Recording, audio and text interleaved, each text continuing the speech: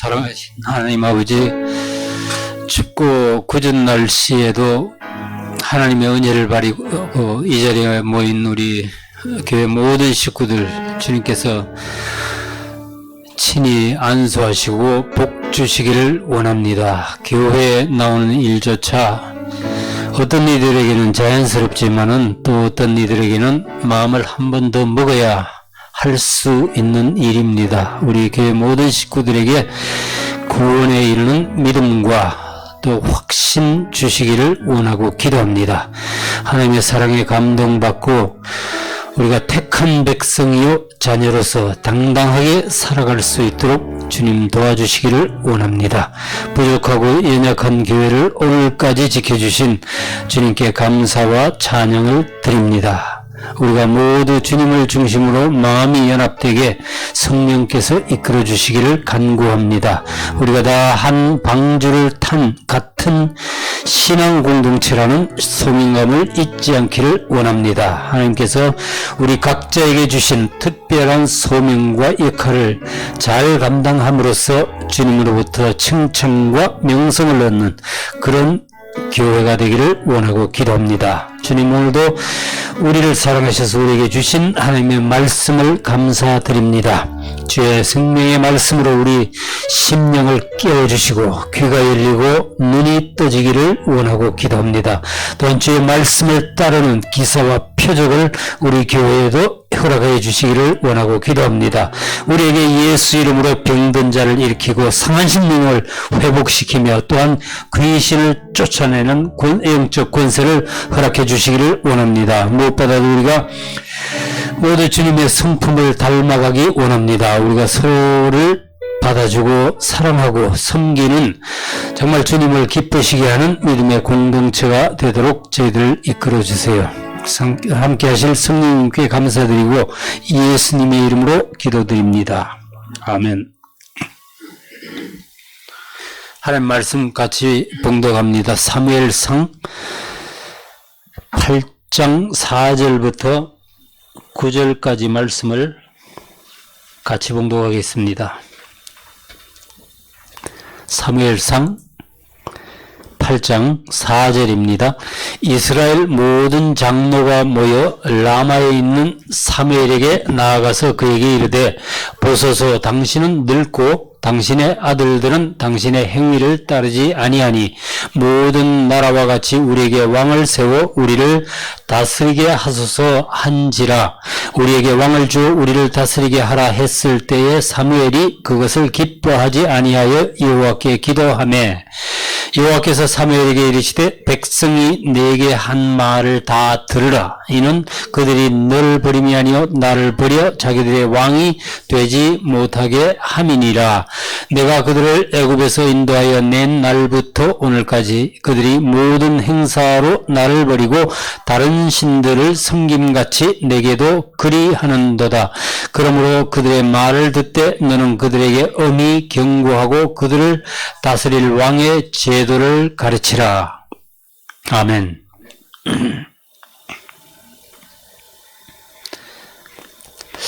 지난주 10월 26일에 한국에서 노태우 전 대통령이 사망했습니다. 근데 아이러니하게도 그날은 1979년에 박정희 전 대통령이 사망한 날이기도 합니다. 사단장 취임을 할 때 훈장을 달아주고 별 달아주는 박정희 대통령 모습인데, 두 사람이 같은 날에 죽었습니다. 예.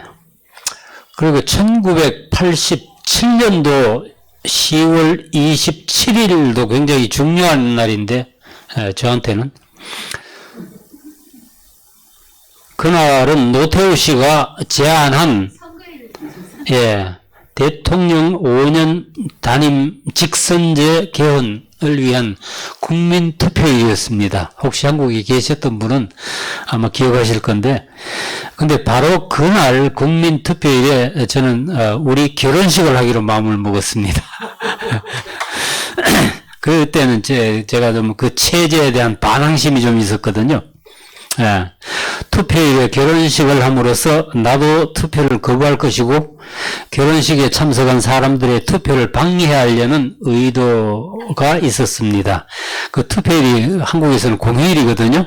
예, 그래, 그 덕에 그 퇴계로 있는 한국의 집에서 우리가 결혼식을 했는데 그날 하루 종일 우리가 전세 내다시피 했습니다. 아무도 없었어요. 예.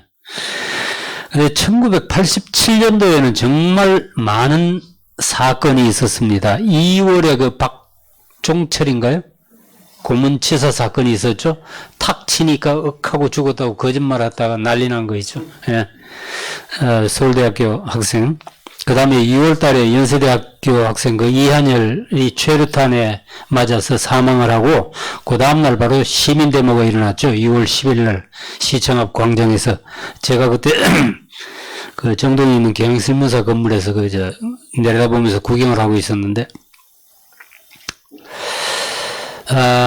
그러고 나서 이제 전두환 정권이 이제 위기에 몰렸었습니다. 그때 저는 알고 있었어요. 그 노태우 씨가 그 불리한 정국을 돌파하려고 전두환 씨하고 미리 계략을 짜서 꾸며가지고 그 6.29 선언을 하고 뭐 나는 보통 사람입니다 그러면서 쇼를 해가지고 그 정권을 잡기 위해서 개헌을 국민투표에 붙인 것을 그 짜고 친 고스톱 뭐 이런 말이 있죠. 예. 그걸 제가 알고 있었기 때문에. 예. 근데 그 김영삼 씨하고 김대중 씨가 그 후보 단일화에 실패하는 바람에 그런 그 노태우라는 사람한테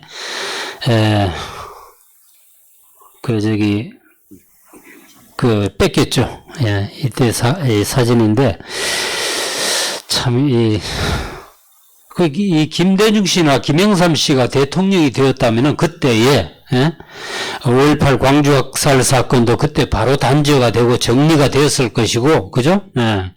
훨씬 빨리 한국의 그 민주화가 이루어졌을 것인데, 정말 그때 속상했어요. 예. 한 사람은, 근데 보세요. 한 사람은 개신교 장로고, 한 사람은 가톨릭 신자예요. 예. 이 두 기독교인들이 이 불교 신자 노태우 앞에서 욕심을 부리고 싸우다가 국민들이 최루탄 눈물 줄줄 흘리고 피 흘려서 이루어놓은 그 직선제 개헌을 망쳐버렸습니다. 똑같은 거예요. 불신자들 앞에서 욕심 부리고 싸우고 분열하고 이러다가 주님이 피 흘려 이루어놓은 그 구원의 복음을 무력하게 만드는 이게 오늘날 기독교인들의 현주소인지도 모릅니다. 예. 어쨌든 지난주에 우리는 그 하나님의 언약궤가 블레셋 땅에서 이스라엘 경내로 이렇게 옮겨지는 장면을 보았습니다. 우리가 좀 건너뛰었는데 7장에는 사무엘상 7장에는 그 유명한 미스바 대성회라 그러죠. 그리고 에베네셀 전쟁의 승리가 기록되어 있습니다. 에베네셀 전투 이후로 하나님의 손이 그 블레셋 사람들을 막아주셔가지고 사무엘이 사는 동안에는 블레셋이 다시 쳐들어오지 못했다고 그럽니다. 그 에베네셀은 워낙 유명한 말씀이기 때문에 그 부분은 제가 건너뛰기로 했습니다. 여러분들 너무 잘 아시고, 그러고 나서 이제 사무엘상 8장에는 어떻게 시작하냐면은 사무엘이 늙음에라고 그런 말로 시작하고 있습니다. 그러니까 좀 세월이 좀 지났다는 뜻이죠. 사무엘이 늙어가니까 이제 블레셋이나 아말렉과 인접한 그 남쪽 지방이 좀 염려스러웠던 것 같아요. 사무엘이. 그래서 그는 자신의 두 아들을 사사로 세워서 그 지방을 다스리게 했습니다. 그런데 그 아들들이 자기 아버지의 행위를 따르지 아니하고 이익을 따라 뇌물을 받고 판결을 굽게 했던 거예요. 그래서 사실 세상의 어느 부모도 자식에 대해서만은 큰 소리 못 친다라는 말이 있듯이 사무엘이 거의 흠이 없는 예, 구약의 대표적인 예수님을 예표하는 상징하는 자로 빌려지지만 역시 그도 한계를 가진 인간인지라 자식 교육에는 그다지 성공하지 못했다는 것을 보여줍니다. 예, 그 장자의 이름은 요엘이에요. 이름은 좋아요. 예, 나의 하나님. 그 다음에 차자의 이름은 아비야. 셈족 언어가 그 한국말하고 비슷한 데가 많습니다. 아비는 아비예요. 거기도 아비고 우리도 아비예요. 예, 아비야. 야는 하나님이죠. 그러니까 하나님은 나의 아버지. 이름은 잘 지어줬는데 그들은 끝내 아버지의 명성을 더럽히고 맙니다. 그래서 이에 이스라엘 모든 장로들이 사무엘에게 나아가서 이런 건의를 합니다. 4절 5절 말씀이에요. 이스라엘 모든 장로가 모여 라마에 있는 사무엘에게 나아가서 그에게 이르되 보소서 당신은 늙고 당신의 아들들은 당신의 행위를 따르지 아니하니 모든 나라와 같이 우리에게 왕을 세워 우리를 다스리게 하소서 한지라. 일견 그 장로들의 요구에는 타당성이 있어 보입니다. 사무엘이 아무리 훌륭한 지도자였다 하더라도 그는 이미 늙었고 아들들은 정말 형편없으니 대안을 내놓으라는 거죠. 이제 우리에게도 왕을 주세요. 백성들은 이미 그 엘리의 두 아들 홉니와 비느하스의 악행을 겪었어요. 그래서 이 세습에 아주 질린 사람들이에요. 예. 근데 이 사무엘의 아들들조차 행실이 아주 엉망이니까 그 장로들이 그 나라의 앞날을 생각하면 얼마나 걱정스러웠겠습니까? 그러나 그들의 이런 요구는 쭉 읽어보시면 하나님을 기쁘시게 하지 못했습니다. 자, 그들이 하는 말을 한번 보세요. 모든 나라와 같이 우리에게 왕을 세워 우리를 다스리게 하소서. 자, 그들은 눈에 보이는 어떤 통치자를 원했던 겁니다. 하나님이 이스라엘의 왕이시라는 것을 인정하지만 그럼에도 불구하고 그들은 눈에 보이는 왕을 세워서 그들을 다스리게 해달라고 요구하고 있는 거예요. 예.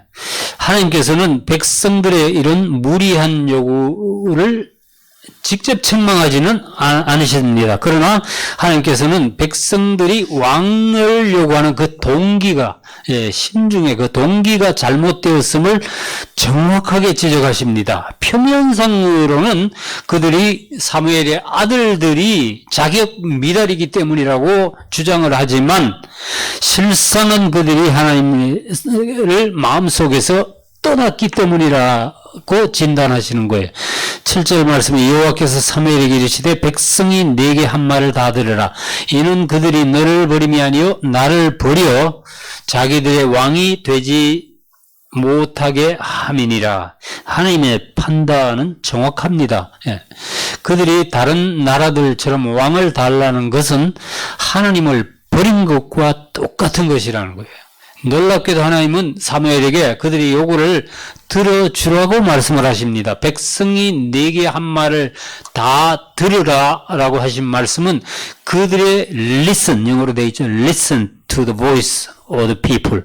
그러니까 그들의 요구대로 다 해주라는 뜻이에요. 예. 성경에는요, 하나님께서, 영어로 뭐라 그래요? reluctantly.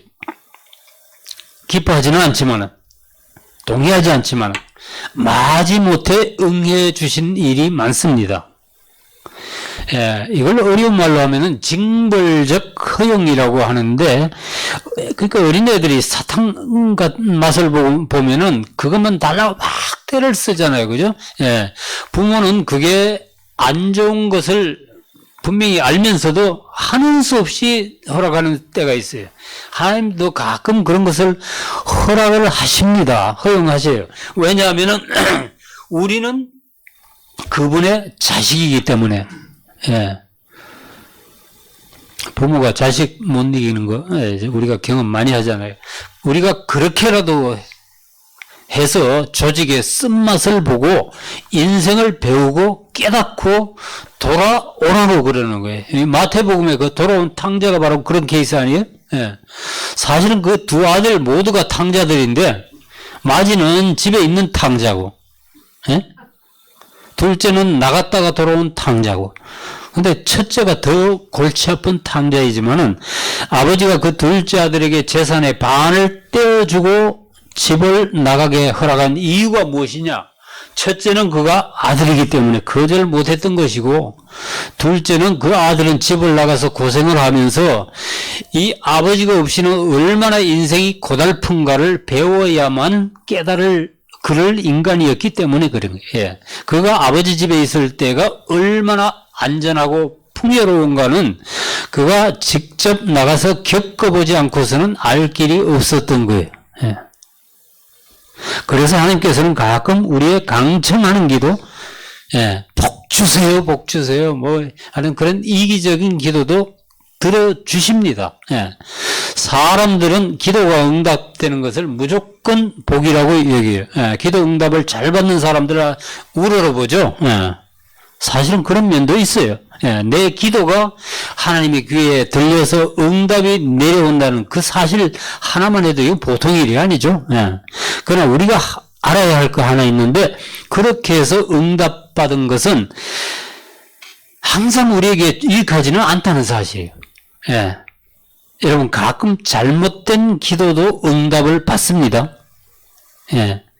그런 기도 응답의 결과는 어떻게 되는가? 시편 106편 15절에 이런 말씀이 있어요. 그러므로 여호와께서는 그들이 요구한 것을 그들에게 주셨을지라도 그들의 영혼은 쇠약하게 하셨도다. 제 성경에는 파리하게, 아주 실감나게 표현하고 있어요. 파리하게 하셨다 그래요. 예. 하나님께서 주셨어. 원하는 거 주셨는데 그들의 영혼은 바짝 말라버렸습니다.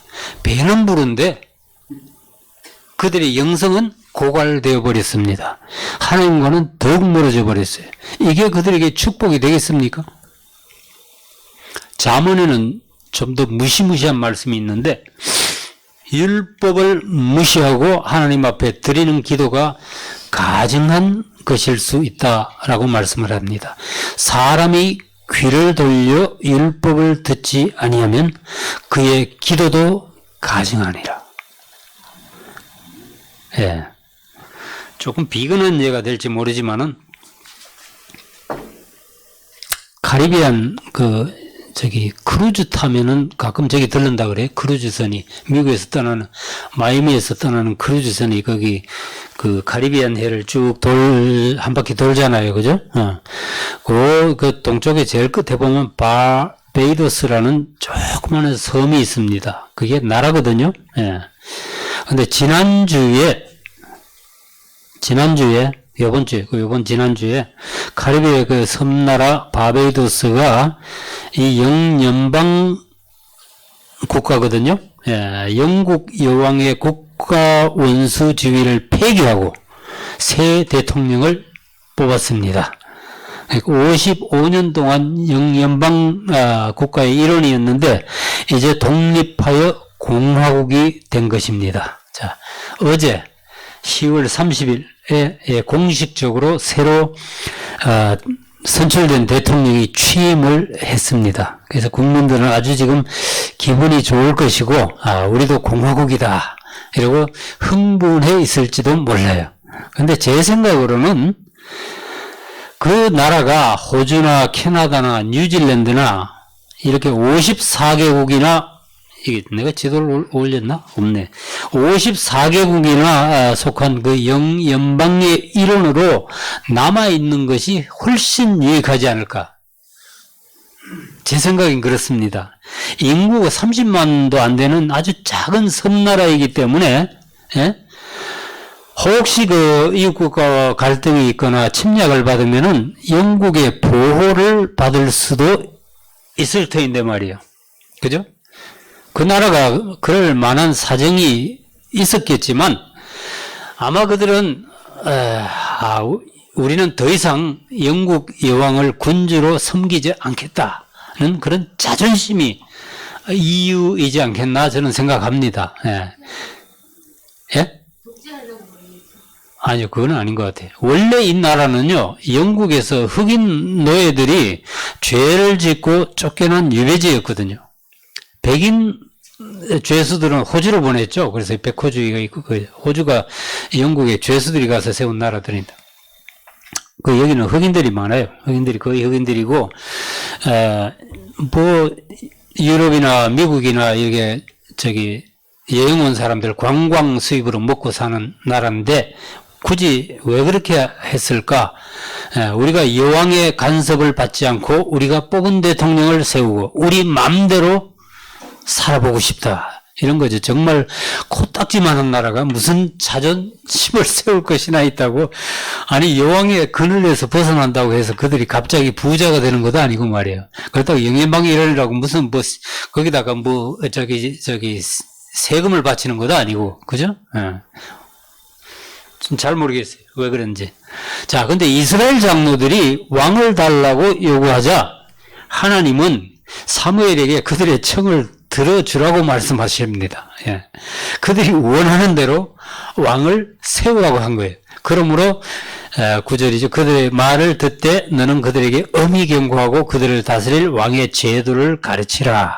하나님께서는 이스라엘 백성들이 인간 지도자를 원하는 것이 잘못되었다고 말씀하는 것이 아니에요. 이 신명기 17장 보시면은 이스라엘 백성이 왕을 달라고 할 것이라고 하나님께서 이미 예견을 하셨습니다. 17장 14절 말씀이 내가 네 하나님 여호와께서 내게 주시는 땅에 이르러 그 땅을 차지하고 거주할 때에 만일 우리도 우리 주위의 모든 민족들 같이 우리 위에 왕을 세워야겠다는 생각이 나거든. 자, 하나님께서는 그들이 왕을 요구할 때 어떤 자를 세울 것이며 또 그렇게 세워진 왕은 어떻게 하여야 할 것을 아주 세세하게 가르쳐 주십니다. 15절 말씀 보시면은 그 왕은 네 형제 중에 한 사람을 할 것이고 네 형제 아닌 타국인을 세우지 말라. 그 다음에 보면은 병마를 많이 두지 말 것이요 병마를 많이 얻으려고 그 백성을 애굽으로 돌아가게 하지 말 것이니. 그렇죠. 이게 무슨 뜻이냐? 예, 이 말을 많이 두어가지고 국방력을 너 스스로 강화하지 말라는 거예요. 예. 이 전쟁은 뭐라고 했어요? 여호와께 속한 것이니. 전쟁은 하나님께서 해주시거든요. 예. 너희들 스스로 그렇게 고생하고 안 해도 된다는 거예요. 그 이스라엘 군대는 옛날에 그런 기록들이 있어요. 전쟁에 나가서 말을 많이 빼앗아 오잖아요. 그럼 그 뒤에 그 아킬레스건 힘줄을 갖다가 끊어버려요. 못 쓰게. 예, 전쟁에 못 데리고 나가게. 예. 그렇게 하지 말라는 거예요. 그 다음에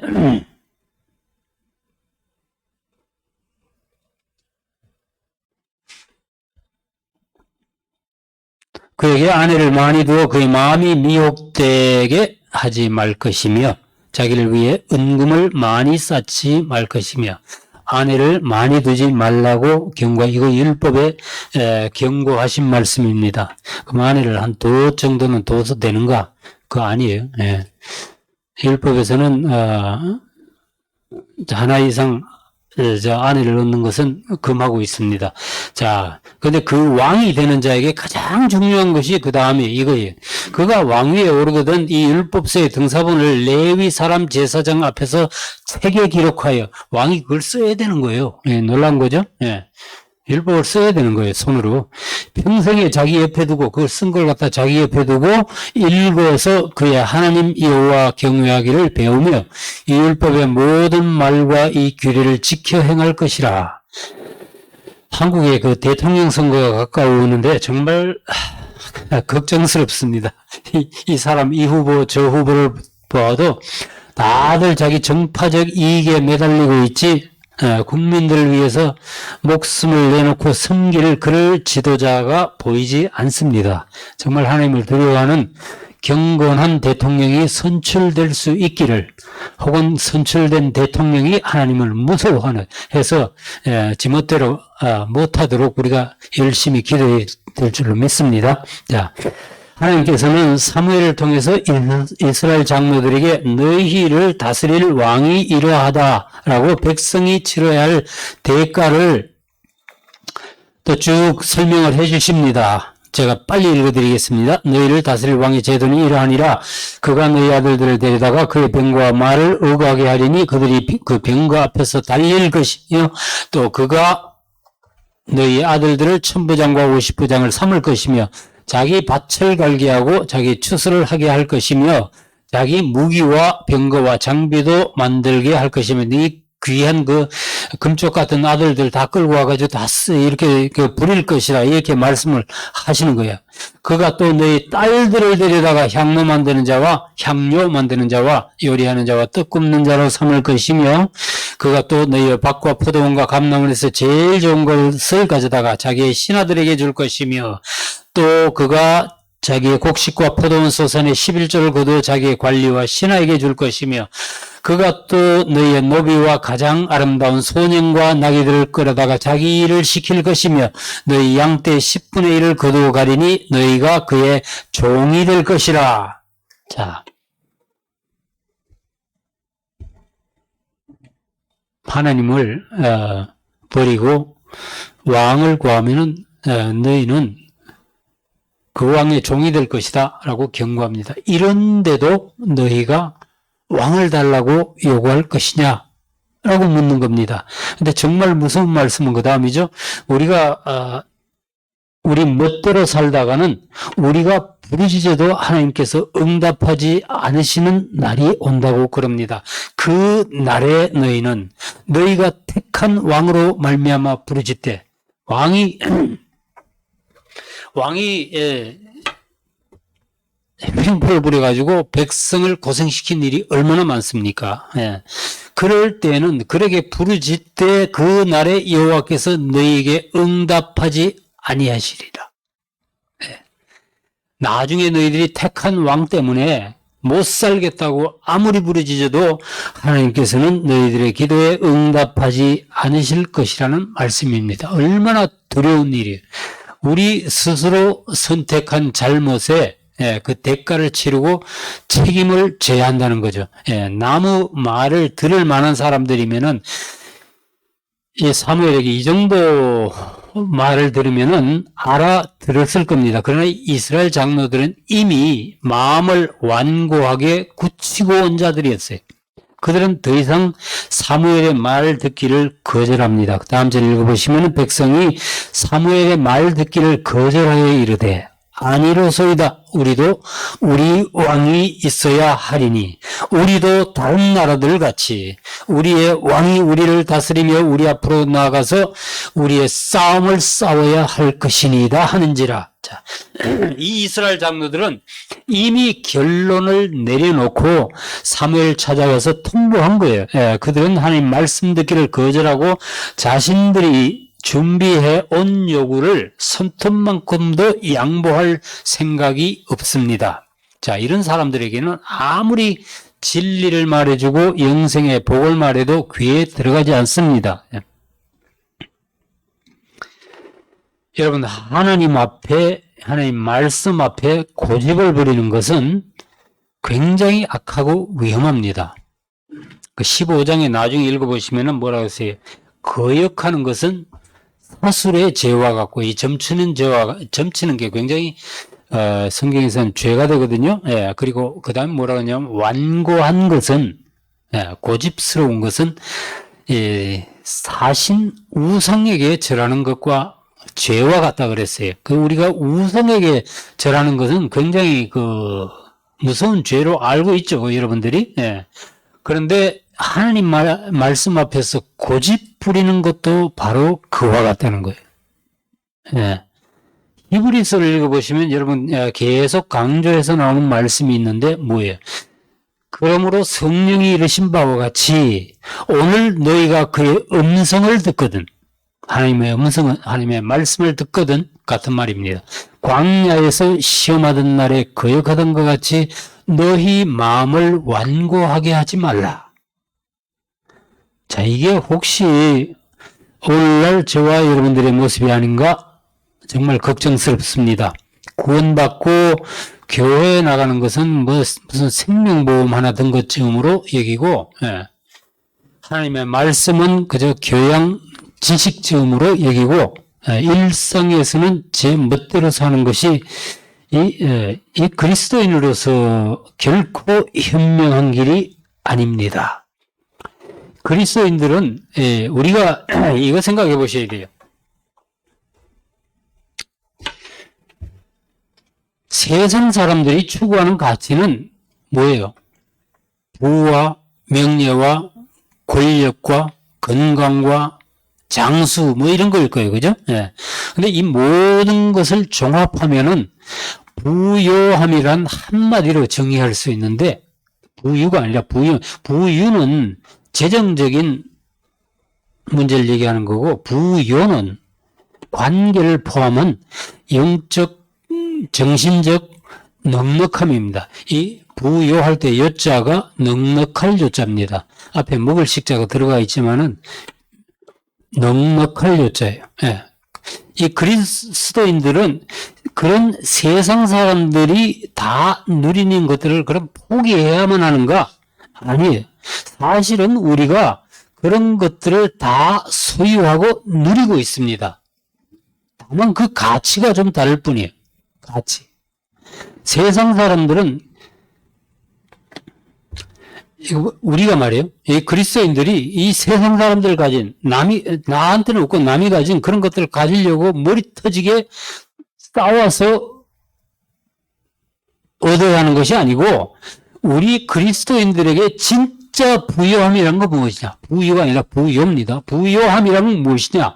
남들이 가진 것 나한테 없어도 전혀 속상하거나 뭐 주눅이 들거나 안 그러면 열등감을 느끼거나 안 그러면 속에서 뭐 있죠? 사천배 논살 때 시기심이 일어나는 대신에 그들을 축복하고 함께 기뻐할 수 있는 자유함, 이게 우리 부요함입니다. 무슨 말이지? 이해가 되세요? 좀 너무 이 문장이 너무 길죠, 그죠? 다시 설명할까요? 남들하고 비교해가지고 내가 이게 뭐 내 사는 게 찌질하고 그래도 그런데 전혀 영향받지 않고 전혀 영향받지 않고 이웃을 위해 기뻐해 줄 수 있고 축복해 줄 수 있는 그 자유함이 있다는 거예요. 자유함 우리한테는 그게 우리한테 있는 부요예요. 왜? 그리스도께서 우리의 부요함이 되시니까. 그분 안에 모든 부여와 영광이 있으니까 우리가 그럴 수 있어야 된다는 거예요. 자, 그런데도 우리는 왜 끊임없이 남들보다 더 부자가 되기 원하고 내 자식이 남의 자식보다 더 잘 되기 원하고 모든 인간관계의 주도권을 갖고 그 위에서 군림하기를 원할까요? 그런 것들 대신에 왜 우리는 그리스도 안에 있는 그 그리스도만이 주실 수 있는 평안과 기쁨과 또 환경의 조건에 상관없는 그런 감사를 구하지 않습니까?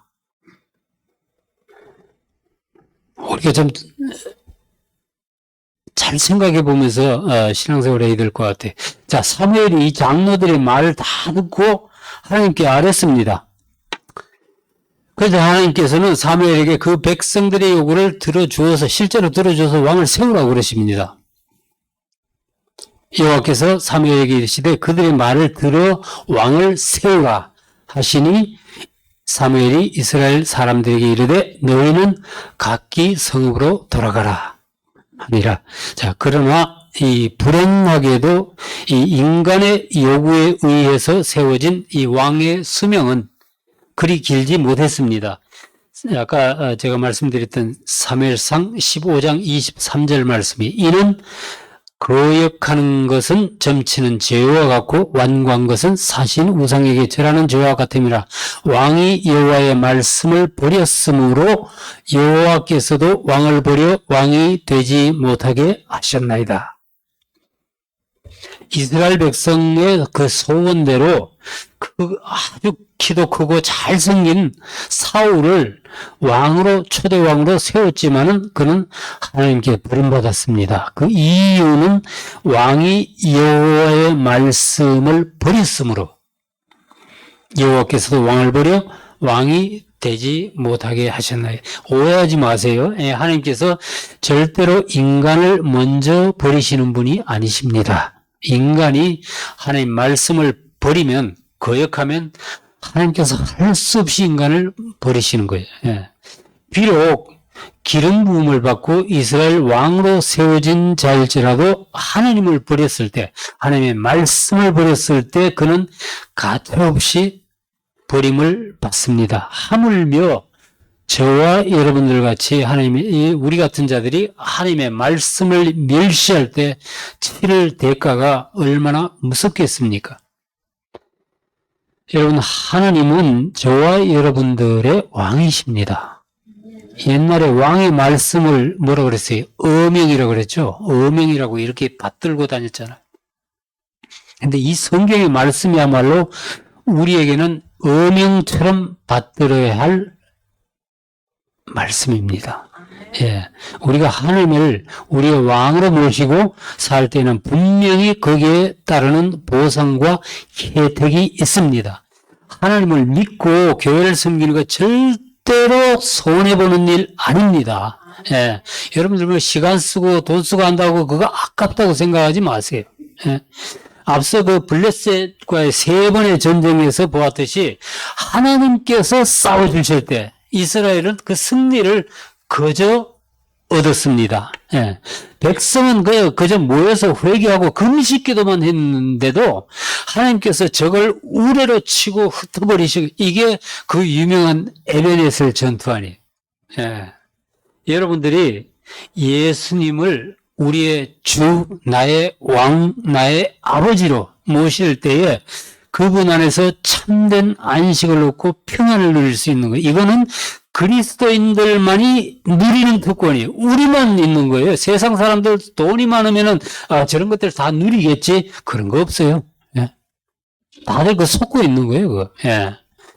자, 여러분들의 삶을 주님께 온전히 한번 맡겨보시기 바랍니다. 하나님께서 다스리시고 그분의 말씀과 주권이 살아있는 그런 여러분들의 삶이 되시기를 바랍니다. 그러면 하나님께서 그분이 부르신 우리를 의롭다고 하시고 또한 영화롭게 하십니다. 같이 우리 로마서 말씀 읽고 말씀 마치겠습니다. 8장입니다. 8장 30절. 또 미리 정하신 그들을 또한 부르시고, 부르신 그들을 또한 의롭다 하시고 의롭다 하신 그들을 또한 영화롭게 하셨느니라. 그런즉 이 일에 대하여 우리가 무슨 말을 하리요? 만일 하나님이 우리를 위하시면 누가 우리를 대적하리요? 자기 아들을 아끼지 아니하시고 우리 모든 사람을 위하여 내주신 이가 어찌 그 아들과 함께 모든 것을 우리에게 주시지 아니하겠느냐. 아멘. 기도하시겠습니다. 사랑하신 하나님 아버지, 우리의 삶에 이스라엘 백성들 같은 그런 완고함을 깨닫고 우리가 제거할 수 있기를 원합니다. 하나님의 말씀에 생명이 있고 모든 부유함이 있는 줄로 믿습니다. 우리 눈을 열어 주님께서 계시해 주시고 또 우리가 살아계신 말씀, 하나님의 말씀에 고집 부리지 말고 완고해지지 않도록 도와주세요. 주님, 우리에게 부드러운 마음을 주시고 또 그 귀한 생명의 말씀을 사랑하고 순종하는 저희들 되도록 인도해 주시기를 원합니다. 주님, 우리가 일상에서 맞닥뜨리는 모든 장애물들을 믿음으로 잘 넘어갈 수 있도록 도와주세요. 모든 일에 우리를 사랑하시는 이로 말미암아 우리가 넉넉히 이길 수 있음을 믿습니다. 우리의 영혼의 왕이요 생명의 주이신 예수님께 우리의 사랑과 존경을 드립니다. 감사드리고 예수님 이름으로 기도합니다. 아멘.